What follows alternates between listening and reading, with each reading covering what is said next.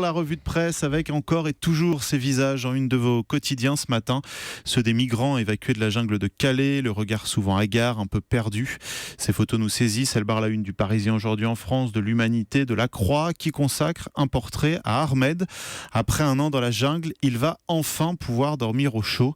Cet Afghan de 23 ans a mis toutes ses affaires dans 2 petits sacs à dos et s'apprête à partir pour un centre d'accueil quelque part en France. Le Parisien aussi y consacre 2 pages et pointe du doigt un problème, celui des migrants qui ne veulent pas rester en France, qui souhaitent rejoindre l'Angleterre. Mardi, par exemple, un Afghan qui parle un anglais parfait et pour cause. Il a déjà vécu 6 mois en Angleterre, d'où il a été expulsé. Il est aujourd'hui dans le désarroi le plus complet. Autre titre à la une ce matin, c'est la Wallonie qui fait craquer l'accord de libre-échange entre toute l'Europe et le Canada.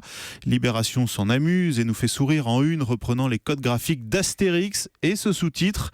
Nous sommes en 2016 après Jésus-Christ. Toute l'Europe est prête à signer le traité de libre-échange. Toute ? Non. Une région belge refuse le Pax Canada. Laurent Geoffrin poursuit dans son éditorial. De tous les peuples de Gaule, écrivait César, les Belges sont les plus courageux. Ils viennent de le prouver.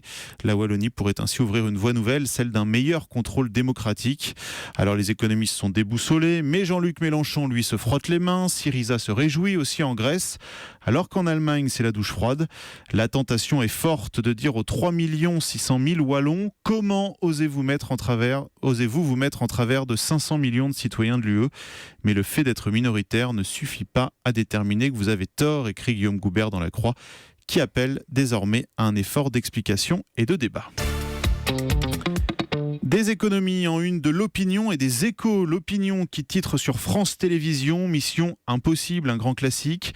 Un rapport de la Cour des comptes stigmatise l'audiovisuel public, dénonçant un manque de rigueur et une entreprise pas assez réformée pour faire face à la révolution numérique. Pour les Échos, il est question de ces économies que l'on n'ose pas faire. Lancée il y a 2 ans, la revue des dépenses s'est soldée pour le moment par un cuisant échec, écrit le quotidien économique, alors que pourtant 2 tiers des Français demandent une diminution des dépenses publiques.